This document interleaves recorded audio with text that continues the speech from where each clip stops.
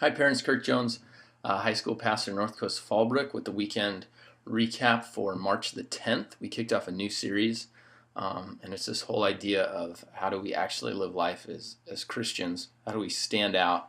One of the examples I use is the Christians that stand out in the news and on the media. They don't stand out for good reasons. They're convincing people that church isn't a good thing, and they're pushing people away from Christ. So how do we then we think, all right, well, I'm a Christian, so I just won't stand out. And that's not the case. We can totally stand out. We can be respected in society and valued as a person.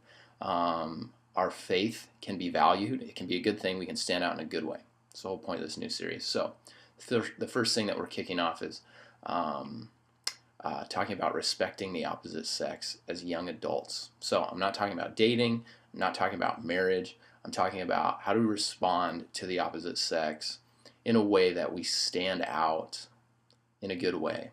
And so one of the scriptures that we looked at was 1 Timothy chapter 5. It's the first two verses, and it talks about how we're to treat, if we're men, Christian and non-Christian girls, as sisters in Christ, and vice versa, ladies to treat us guys as brothers in Christ. And I gave a ton of practical application, what that looks like.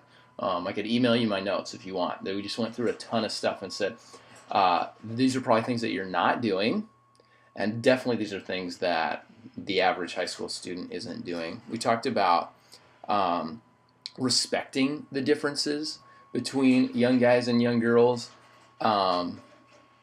instead of belittling, making fun of, the differences and things like that. And kind of where I landed, the big piece that we hit was we have to stop pursuing these relationships with selfish motivations. So guys, oftentimes, there's definitely a desire in high school, in college, to go up to young girls in a selfish way and seek to get their ego stroked, to have their reputation built up, to be reminded how funny, clever, smart, handsome they are.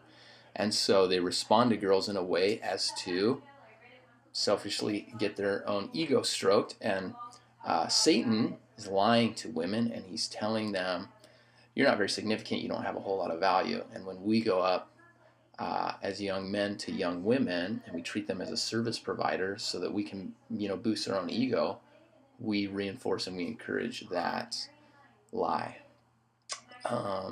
Ladies are designed in such a way that if they don't have a healthy relationship with the Lord, they're going to want and desire to seek that attention elsewhere. And I said that desire for attention isn't necessarily a bad thing at all.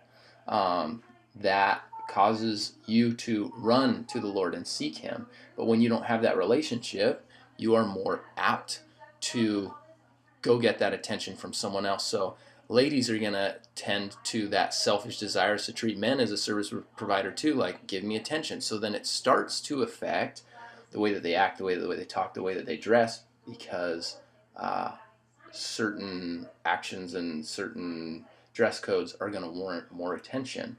So Satan tells the women, you're not very important, you're not very significant. He uses the same lie to men. He tells girls, God's too good for you. He tells men, you don't need God, you're too good for God. And so our struggle is with this ego and this pride that we can't seem to break. And when all of a sudden these girls are throwing themselves, and I don't mean in like a sexual way whatsoever, I'm just saying attention-wise, throwing themselves at these young guys, even at church, like, hey, I just want attention type of a thing, they're reinforcing this lie that, oh yeah, I'm the man, I'm, so rad, I'm so awesome. And it doesn't in any way help our brothers or sisters deal with real life and growing in our relationship with God. So, again, that was a very, very, I spoke for probably 45 minutes, so that was a very short synopsis of what went down. If you've got more questions or you want to know, more in depth what we talked about, you're welcome to email me.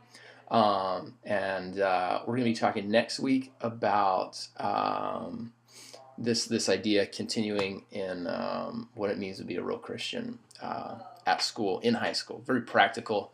Students, I think they really enjoyed the really the life application of this series and kind of where we're going. So if you got questions, let me know. Otherwise, I will see you next Sunday. Thanks. Bye.